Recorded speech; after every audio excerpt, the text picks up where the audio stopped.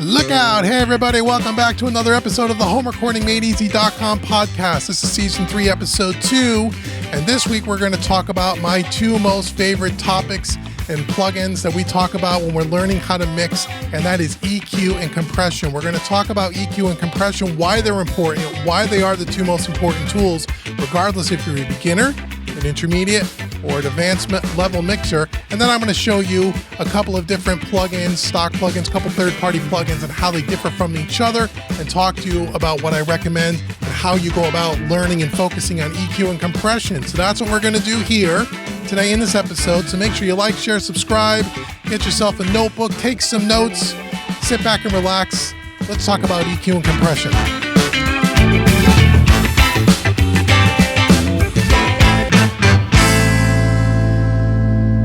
Okay, welcome everybody back to another episode, season 3, episode 2, here at the HomeRecordingMadeEasy.com podcast. My name's David Vignola, your Hubble host. This time we're going to talk about EQ and compression.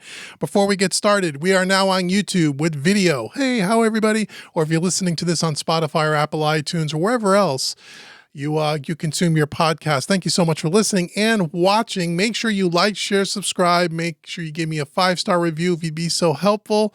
It really does help me a lot, and I do appreciate it. Also, make sure you send your show topic ideas over to info@homerecordingmadeeasy.com, or you can leave them in the comments below if you're watching this on YouTube, and let me know what other kinds of things you want me to share with you here at the podcast. So that's what we're going to do today. So this episode, we're going to talk about the 2 most important things you need to focus on when you're learning how to mix music. Whether you're a beginner, whether you're intermediate, whether you're advanced, or if you're not sure where you fall in all those 3 areas, don't worry, because it all means the same thing. EQ and compression are the 2 most important things that you have when mixing music to make your music sound professional. Okay? Sounds really simple, but it's a little bit more complicated than that. But those are the 2 most important tools. The first being EQ, and then second, compression, in my opinion. Some people may flip those things around, but I think EQ is more important than compression. You want to start with EQ. You want to have good basic EQ foundation skills. Same thing with compression, but EQ we want to start with first. Now, the good news is, beyond this podcast, because we're not going to show you how to use an EQ and a compressor in this podcast. We're going to talk about concepts and just show you some ideas. But if you really want to learn how to use EQ effectively, regardless of what experience level you are at, I highly recommend you check out my training course, EQ Made Easy, over at HomeRecordingMadeEasy.com. And then also, when we talk about compression, we have a course called Compression Made Easy, which is going to expand greatly on the things that we're talking about today here on this podcast. So make sure you check out those 2 training courses.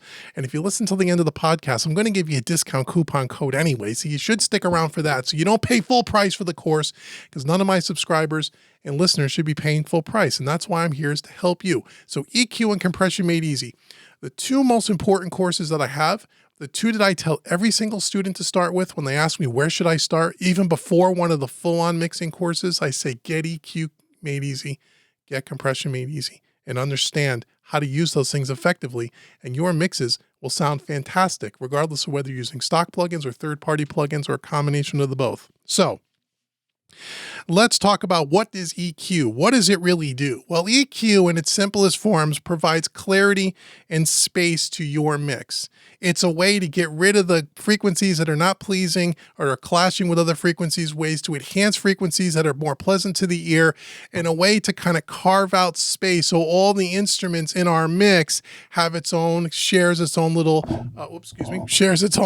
frequency, range. So giving yourself EQ, or giving yourself space and clarity in the mix, is all done with EQ. And space also works with panning as well, for another episode. But EQ is super important to add clarity to your mix. Now, compression, on the other hand, provides a little bit more tightness, a little bit more punch to a mix, can make a mix sound a little bit more energetic. Okay.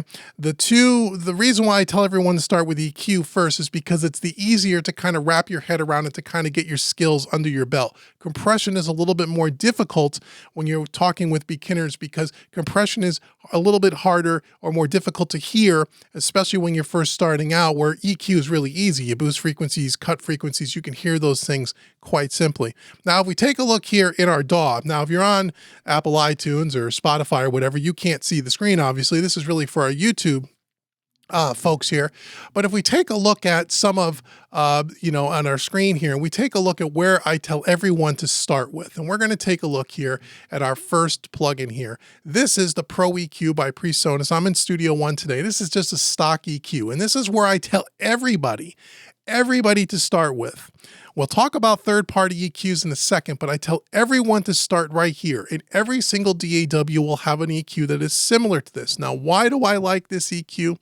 For several reasons. Probably one of the biggest reasons is it's free. It comes with your DAW, and it also has what's called the spectrum analyzer, which allows you to see what is going on with your audio on the EQ analyzer here. And if I were to drop this on my vocal here, and again, I know you can't see this on Apple iTunes, but if I were to, let's see, we're not going to be able to do it that way here. Hold on here. Let me just take a look here because we're recording this. So let me just, hold on. Let me grab a audio loop here and let me show you what I mean.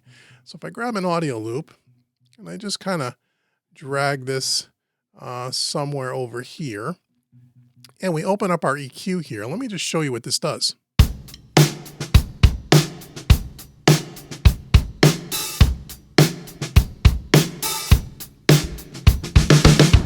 Okay, so if you're watching on YouTube, you could see the spectrum analyzer in the background, and that gives us a nice visual representation of what is going on with our audio, whether we're using a drum loop or whether we're using vocals or whatever we've recorded into our DAW. That is a really great tool to be able to see what is going on in the audio. Now, what's also great about this particular stock EQ, and most stock EQs will have that spectrum analyzer, is that you have, this one happens to be a 5-band EQ here. Well, it has low cut filters where you have, every EQ will have a low cut filter to get rid of some of the low rumble that we don't want in our audio. And it's also going to have several other bands that we can boost or cut here just by grabbing a point and dragging it up and down here, boosting and cutting frequencies.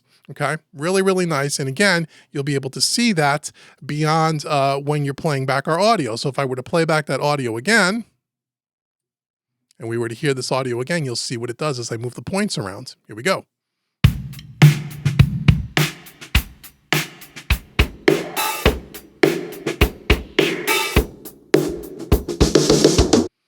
Right? So again, that's an exaggerated thing that doesn't sound very good, but you can easily hear as I'm moving the frequency points around, you can actually hear what is going on with the EQ. That's one of the reasons why it makes it so much easier to learn the compression, because it's instantly audible and you can instantly hear it. So I tell everybody to start with this particular EQ, a stock EQ that has an analyzer, because you can see what's going on with your audio, okay? Now, the other thing about this as well, and what most EQs will have, every EQ will have this, even if it's a third-party plugin, if you're not really sure where to start, one good place to start if you're not sure where to boost and cut frequencies is by using some of the presets. Now, depending on the plugin that you're using, they'll usually be broken down by instruments, in this case, drums, for example, and then it may be broken down by a specific type of drum, kick drum, snare drum, overheads, rooms, so on and so forth. And, or in this case, you can just, we can just pick anyone here, drum set. And you can see here that when you have drum set, it'll automatically kind of put, it will put in an EQ curve for you. Now, the thing about presets, and I tell all of my students this, you don't want to learn to mix by presets. Presets are just a good starting point to kind of get you in the ballpark. Now, the presets are developed by engineers and such. You know, how are they developed? Well, it depends on what they're listening to. In this particular case, if you're listening to some audio and you're trying to develop a preset for a drum set like I showed on the screen here. Well, it depends on the drum set, depends on who played the drum set, depends on a lot of things. But there's some general areas where boosting and cutting makes sense for most drum sets, if that makes any sense. So as you can see here on the screen, they boosted a little at around 50 hertz, which is going to give a little bit of bottom end to the kick drum. We cut a little bit out here at 400, and usually in a drum set, you're going to hear that kind of hollow, woofy kind of a sound in the drum set, and usually a cut around 300 to 500 hertz is usually something that you do quite often. And then you'll have a little bit of boost here at the top to bring a little bit more shine to the snare and to the cymbals. So it's a good place to get you started, and then you could take it, and depending on your audio source, you can move the EQ points around to kind of dial in what you like. So again, presets are great. The spectrum analyzer in the plugin is great. And when you couple that with some training like EQ Made Easy, you'll really start to understand, well, where are the fundamental frequencies of my instruments? Where should I be boosting or cutting depending on how those instruments or depending how the sound sources were actually recorded. And that has a lot to do with it, but it gets you going in the right direction. So before you start buying any third-party plugins and listening to all your favorite engineers on YouTube, including Uncle Dave showing you all these nice fancy EQs, where should you start? I tell everyone to start with the stock EQ. When you learn the basics on how to use EQ, and you can use these on all the different tracks in your mix to give your mix a sense of clarity and a sense of lack of muddiness and nice clarity and nice space, then from there you can move on to other types of EQs that maybe have some more tools and maybe some more different types of sounds. Okay, and you may say, well, what do you mean by that, Dave? So if I were to close my Pro EQ here, my stock EQ, just to give you some opportunity of what other kind of EQs are out there. Again, here is the Fat Channel plugin by PreSonus, which has not only a standard EQ here, but also if I drop down this little arrow, you'll see a bunch of other types of EQs. Here's one, for example, and again, for the benefit of our Spotify and Apple Music listeners, now I pulled up the passive EQ, which is a Pultec style EQ. And you look at this and you say, wow, that looks way different, Dave, than the first one that you just showed us. It is way different. A lot of these third-party plugins will emulate, in this particular case, old analog hardware EQs. In this case, the Pultec EQ, which is a tube-based EQ, meaning all the circuitry inside has transformers and tubes is what creates the equalization. Unlike a standard stock plugin, which is more of a clinical, just a very transparent, doesn't add any color, doesn't add anything at all. You boost 50 hertz, you get 50 hertz boost. You cut 50 hertz, you cut 50 hertz. Something like this particular example, which is a Pultec, is going to have a little bit more limited frequency points and things that you can boost or cut because that's the way the hardware is. However, under the hood is part of the algorithm when they model these kinds of plugins, they develop and take on the sound characteristic of this particular piece of hardware, which a tube EQ is going to sound a little bit smoother, a little bit warmer when you boost or cut or boost particularly a lot in the frequency range. You're going to get some tube distortion there, which is a pleasing kind of an effect. So it sounds way different than your stock EQ. This is just one example. Other examples such as this one, this is called the Bendaxle EQ, which is a shelving EQ. Typically used for something like mastering, where it only has low and high shelf filters. So every one of these kinds of EQs are different types of tools and they sound a little bit different. And again, in a podcast, it's not really appropriate to be trying to show sound examples because unless you can see it and hear it at the same time, and again, to keep these podcasts kind of concise and to the point, this is something you need to experiment on your own.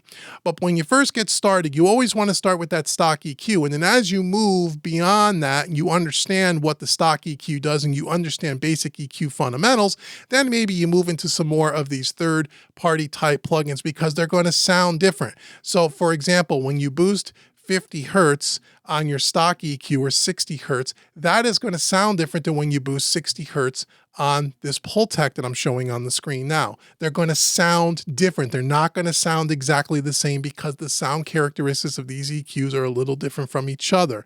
And it's like having, I equate it to, as a painter, having different shades of red, let's say, on their palette. All reds are not the same. Some reds are a little bit different than others, and depending on what you're doing in your painting will depend on what shade of red, in this example, the painter might use. Same thing when we talk about EQ. Okay, so EQ is certainly the first and the far most important thing that you want to focus on when you're learning how to mix music, because once you understand how an EQ works and how to use it in the most effective way, and then you start diving into some of these third-party EQs, you'll have a different set of colors on your palette that you can use. Okay, so that's how EQ is kind of, you know, the basic gist of how it works and why it's so important. And again, there's tons of EQs on the market, but stick with your stock EQ first. Now, when we go over to compression, This is our second most important tool. And compression is a little bit more difficult, especially for someone in the beginners that are first learning how to mix, is because compression is something that is a little bit challenging to hear. You really have to tune your ears and you have to know what to listen for. And again, I created an entire course, which is the best compression course I've ever seen on the market, if I don't say so myself. And a lot of my students would tell you that too, called Compression Made Easy, where I spend about 3 hours walking through different types of compressors, teaching you what to listen for, showing you what to listen for, so you understand how to tune your ears into hearing compression, because once you can hear compression, it's really going to change your world on the way you mix. And one of the things that beginners get stuck with compression is they can't hear it very well, so they over compress and overuse the effects so they can actually hear it, and then they actually ruin the track. So just like with EQ, compression is something that I say to all of my students, you ought to start with your stock compressor. And again, I'll open this up on the screen. And for the people on Apple iTunes and Spotify, I know you can't see this, but this is our stock EQ, or excuse me, our stock compressor by PreSonus Studio One.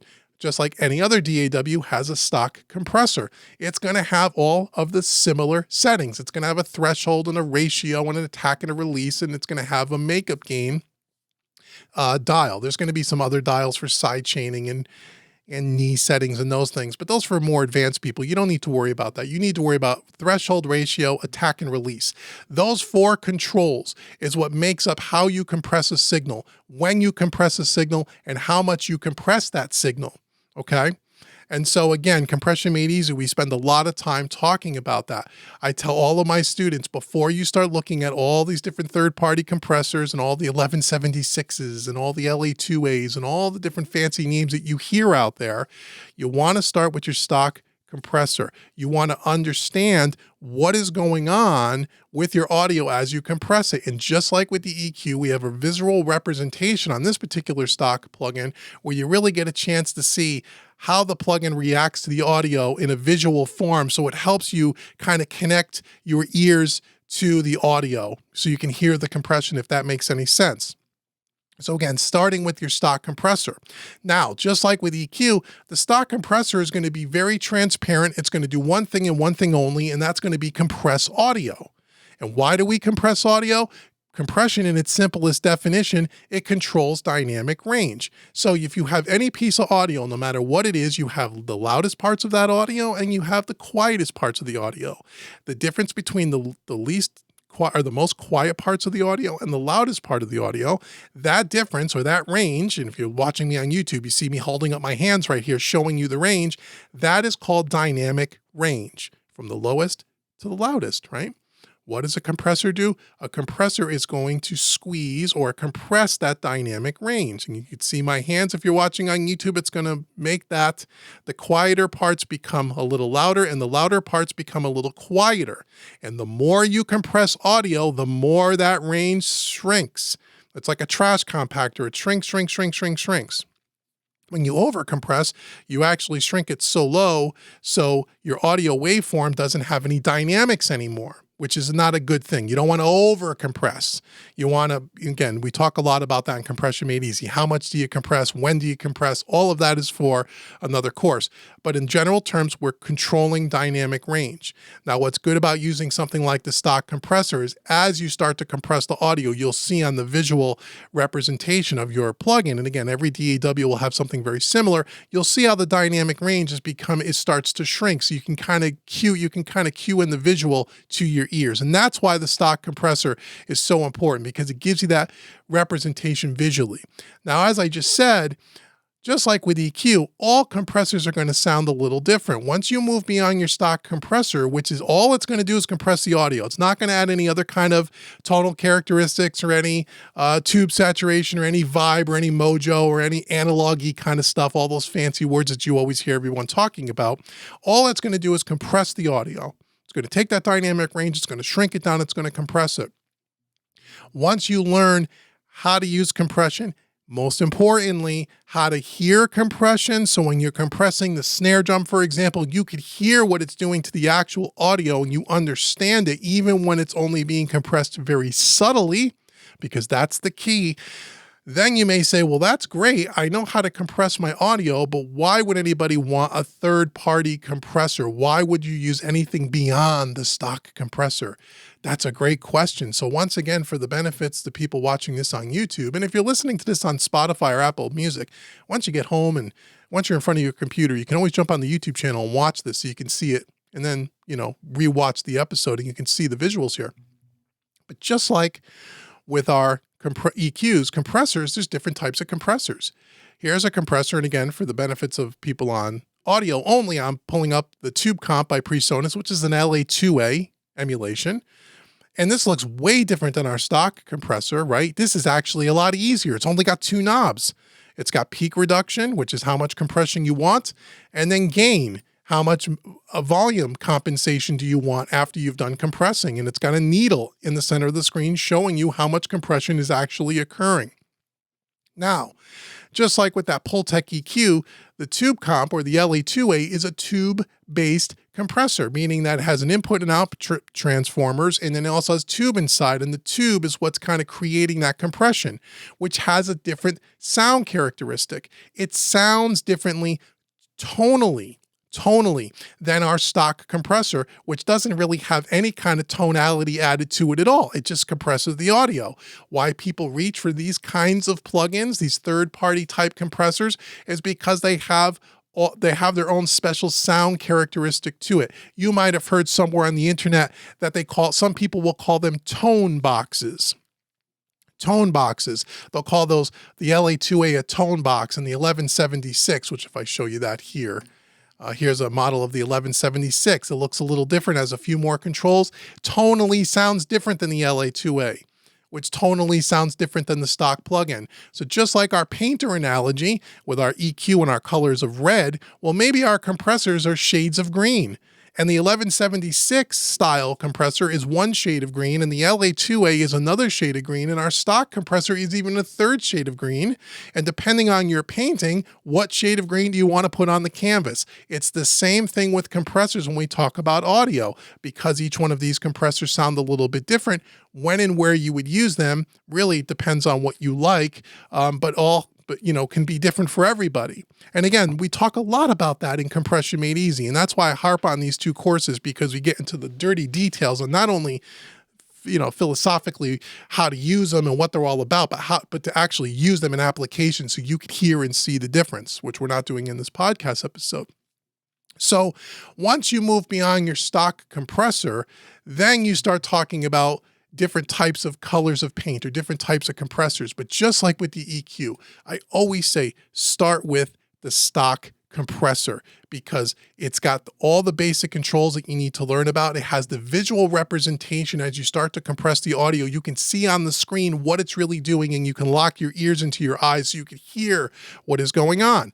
Just like with the EQs, you have presets, which again, let's say you're compressing a snare drum, for example, you can come up to your drum presets and you can come to something that says snare, and you can see kind of what it does. And when you play back your audio, snare drum, snap. And when you come back to your audio and you're playing back your audio with a preset, you can see, well, what ratio did they use? What attack and release times did they use? What threshold did they use? How is it affecting my audio? And then you can tweak the preset from there. But just like with EQ, presets on compression is not you don't want to just go by presets. You want to use the preset as a starting point and as a learning tool, but ultimately you don't want to use presets at all, because every piece of audio is going to be different and every application is going to be different. And therefore you're going to tweak the plugin usually from its default settings, brand new every single time. It's never going to be the same twice, but presets are a good place to start. So focus on EQ and compression when you first start mixing. EQ first, compression second, or both at the same time. But those are the 2 building blocks, the foundation of your house, the cement foundation, before you start building up the rest of your mix. So before you get into any kind of third-party plugins and confuse yourself about all these different things and you have to learn how they all work, stick with your stock EQ, stick with your stock compressor, okay? So in closing, EQ and compression are the 2 most important tools we have. more so than saturators, tape machines, console emulators, channel strips, and all the fancy things that you see all over the internet, including here at Uncle Dave's YouTube channel at Home Recording Made Easy. I show those types of plugins in lots of videos. You see me demo lots of plugins. If you've taken any of my mixing courses that are beyond the absolute beginners, you see me using those kinds of plugins all the time. Those are wonderful plugins and you will graduate to those, but don't overwhelm yourself. Start with the stock stuff, as I said, okay? When you take any one of my beginner mixing courses, whether it's the free course that's on my website, the free course right on the homepage, or whether it's something like Mixing Made Easy Volume 1 or Mixing in Studio One Made Easy, those we only use the stock plugins, and I show you how to get a wonderful mix just using stock EQs and stock compressors. So if you haven't ever checked those courses out, you owe it to yourself to check those out before you move beyond that, because that's where you want to start, okay? So EQ, compression, stock plugins, two most important tools. That's what you should be focusing on when you learn how to mix. And if you do that, guess what's going to happen? Your mixes are going to sound way more professional, way more high quality, even if you're just using a stock EQ and a stock compressor. And then only then, your ears will be trained to move on to some of the other plugins that are really going to take your mix to a whole nother level, but you have to start with the stock compressors. So I want to thank you so much for joining me for this week's podcast episode. Let me know in the comments below where you struggle with EQ and compression. Let me know how I can help you further. And if you're on Spotify or Apple iTunes, again, leave a little note there in the comment. Let me know. What do you think about EQ and compression? Are you really solid? Do you really know what you're doing with EQ and compression? Do you struggle with either one of those, or why? Let me know in the comments. I'd love to know. Now, we're all the way at the end of the episode. And as I said at the beginning, I want to give you something for checking out the episodes. I've mentioned in this episode at least 3 or 4 times now, EQ Made Easy and Compression Made Easy. If you don't have those courses, you need to go check those out, and I want to give you a discount. If you use the coupon code podcast30 at checkout at homerecordingmadeeasy.com, it'll take 30% off both of those courses. You'll get 30% off instantly.